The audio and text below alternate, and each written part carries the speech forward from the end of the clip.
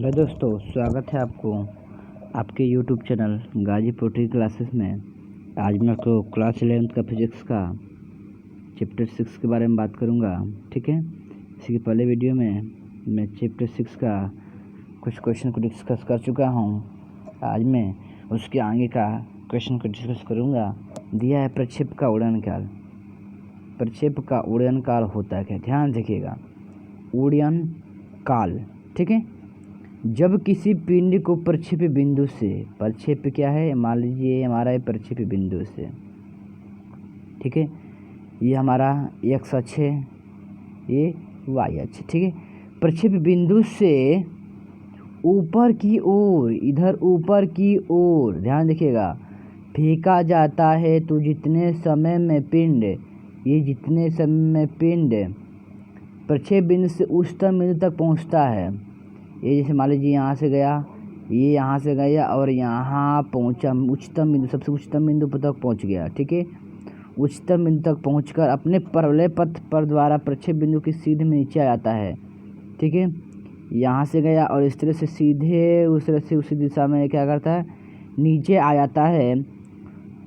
उसे पिंड का उड़न काल कहते हैं। यानी इसकी पूरी दूरी जितनी, कितने समय, काल मतलब समय होता है, यानी यहाँ से यहाँ दूरी तय करने में जितनी समय लगा उसे क्या कहते हैं, प्रक्षेप का उड़न काल कहते हैं। फिर से एक बार समझ लीजिए, जब कोई पिंड को प्रक्षेप बिंदु से ऊपर की तरफ फेंका जाता है, ठीक है, ऊपर की तरफ फेंका जाता है, ठीक है, तो अधिकतम ऊंचाई से अपने समान स्थिति में नीचे जब गिर जाता है, ठीक है, तो उसे उस बिंदु पर क्या कहते हैं, प्रक्षेप बिंदु कहते हैं। ठीक है, या प्रक्षेप काल कहते हैं। इसके बाद इसको देखिए, चले समझ लिया जाए।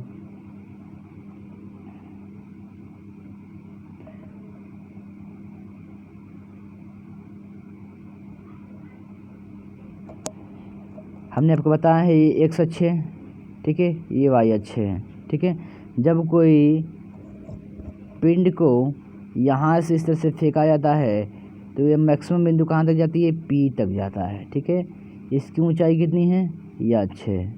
ठीक है, यह अच्छे, पी बराबर क्या हो जाएगा, भी बराबर भी एक्स हो जाएगा। ठीक है, ये हमारा प्रक्षेप पथ है। ठीक है, इसके बाद हो जाएगा हमारा थीटा कोण बना रहा है, क्योंकि यहाँ से जाएगा तो कुछ ना कुछ कोण बनाएगा ही। ठीक है, कुछ ना कुछ कोण बनाएगा ही, इसलिए थीटा बराबर कितना हो जाएगा, कुछ भी मान सकते हैं।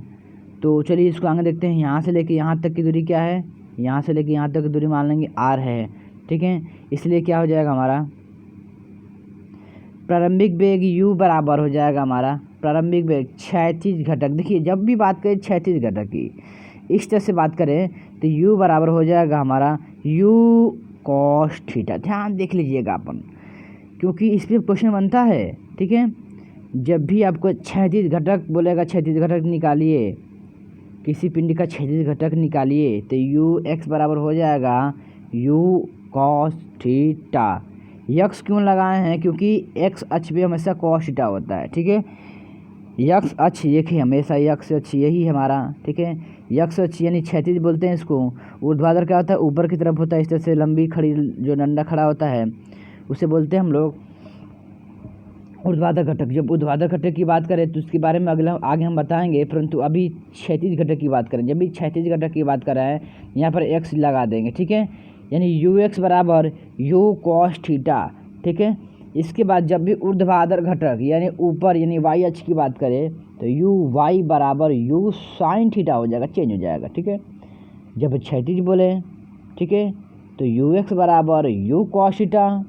ठीक है, अब जब ऊर्ध्वाधर बोले तो यू वाई बराबर यू साइन थीटा। ठीक है, चलिए आगे भी देखते हैं हम लोग, ध्यान देखिएगा। माना कि पिंड अपने पथ के उच्चतम बिंदु P पर पहुंचने पर t सेकंड का समय लेता है। ठीक है, मान लीजिए वो यहाँ से इस तरह से गया है, यहाँ पर P बिंदु पहुंचने पर अधिकतम क्या है, इसकी ऊंचाई h है। P बिंदु पहुंचने पर t सेकंड का समय लेता है। ठीक है, तो बिंदु P पर पिंड का अंतिम वेग ऊर्ध्वाधर वेग भी y बराबर 0 हो जाएगा, क्योंकि वेग जब ऊपर पहुंचता है, कोई भी बिंदु, कोई भी पिंड, चाहे कोई भी वस्तु जब नीचे से ऊपर फेंक जाती है, जब ऊपर पहुंचता है तो वी का मान क्या हो जाता है, शून्य हो जाता है। अतः समीकरण क्या है, v बराबर u माइनस जी टी से निकल क्या हो जाएगा, v बराबर वी वाई बराबर 0 तथा u बराबर यू वाई बराबर u साइन थीटा रखने पर क्या हो जाएगा, v का मान तो 0 हो जाएगा, u साइन थीटा बराबर या u sine theta minus G T बराबर हो जाएगा। इसके बाद यहाँ से देखेंगे हम लोग, v का मान तो 0 हो गया, इसके बाद यहाँ v का मान 0 हो गया, तो u का मान कितना है, u का मान u साइन थीटा है, रख देंगे, माइनस जी टी है, माइनस जी टी को उतार देंगे, यानी अगर t का मान निकाला जाए तो क्या हो जाएगा, ये इधर आ जाएगा और जी इसकी क्या हो जाएगा, ठीक नीचे हो जाएगा, यानी u साइन थीटा अपन में जी है, इसको समीकरण नंबर 1 मान लेंगे। ठीक है, इसके बाद अब देख रहे हैं, प्रक्षेप को अपनी अधिकतम ऊंचाई प्राप्त करने में जितना समय लगता है उतना ही समय नीचे आने में लगता है, यानी जितना समय ये यहाँ से यहाँ तक जाने में लगता है, ठीक है, उच्चतम बिंदु तक, ठीक उतना ही समय यहाँ से इस तरह से नीचे आने में लगता है। ठीक है, इसलिए मान लीजिए इसकी दूरी t है, इसकी दूरी t है, इसकी भी दूरी t होगी, यानी t और t मिलाएंगे तो कितना आ जाएगा, 2t हो जाएगा, यानी पूरा t का मान कितना आ गया, 2t आ गया, t बराबर कितना आ गया, 2t आ गया। इसके बाद मानक देंगे हम लोग,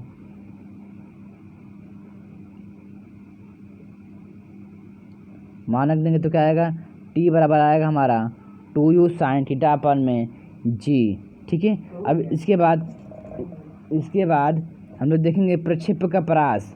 प्रक्षेप का परास में क्या होता है, प्रक्षेप के दौरान यानी जब वस्तु को फेंकी जाती है दौरान पिंड जितनी क्षैतिज दूरी तय करता है उसे प्रक्षेप का क्षैतिज परास कहते हैं, यानी जितनी दूरी करता है, मान लीजिए यहाँ से गया, ठीक है, बहुत ऊंचा फेंक दिए, ठीक है, तो ये जहाँ तक जाए, ठीक है, ये 36 पर जितनी दूरी तय करे, ठीक है, यानी x अक्ष पर जितना दूरी तय करे उसे क्या कहते हैं, प्रक्षेप का परास करते हैं।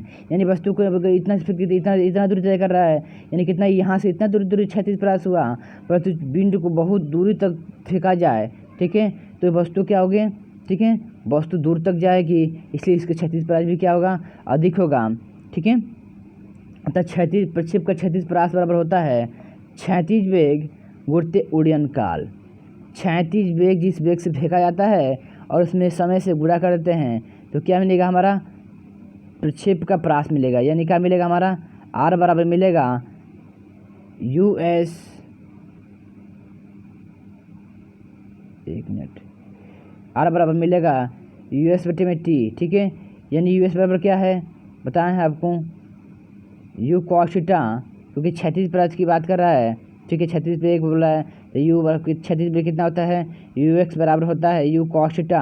ठीक है, तो इसलिए क्या हो जाएगा, इसके बाद क्या हो जाएगा, u cos थीटा, ठीक है, गुणित t बराबर कितना है, t बराबर 2u sin थीटा था। ठीक है, इसलिए मान जब रखेंगे तो आएगा u sin theta into cos theta, ठीक है, बटे में जी। हम जानते हैं साइन थीटा बराबर कितना होता है, 2 sin theta into cos theta, इसलिए कितना होता है, 36 बराबर कितना हो जाएगा, r बराबर हो जाएगा u स्क्वायर साइन 2 थीटा अपन जी। यहाँ पर देखिएगा, आप लोग ध्यान दीजिएगा, इसको सॉल्व कर देख लीजिएगा। ठीक है, इसको सॉल्व करने पे इतना है, और साइन 2 थीटा का मान होता है हमारा 2 sin theta into cos theta, r बराबर u स्क्वायर साइन 2 थीटा अपन में जी। ठीक है, इसके बाद देखेंगे हम लोग ध्यान से, अधिकतम क्षैतिज प्राप्त करने के लिए प्रक्षेप को 45 अंश की प्रक्षेपित करना चाहिए, यानी अगर हमें सबसे दूरी यानी यहाँ से इतना दूरी पर फेंकना है हमको, अधिकतम दूरी परास तय करना है, यानी सोचना है कि हमको मतलब बहुत दूर तक हमारा क्षैतिज परास निकले। ठीक है, तो वस्तु को अगर हम 45 अंश के कोण पर बोलें, 45 अंश के कोण पर फेंक दे तो हमारा क्या होगा, वस्तु बहुत दूर तक जाकर गिरेगी।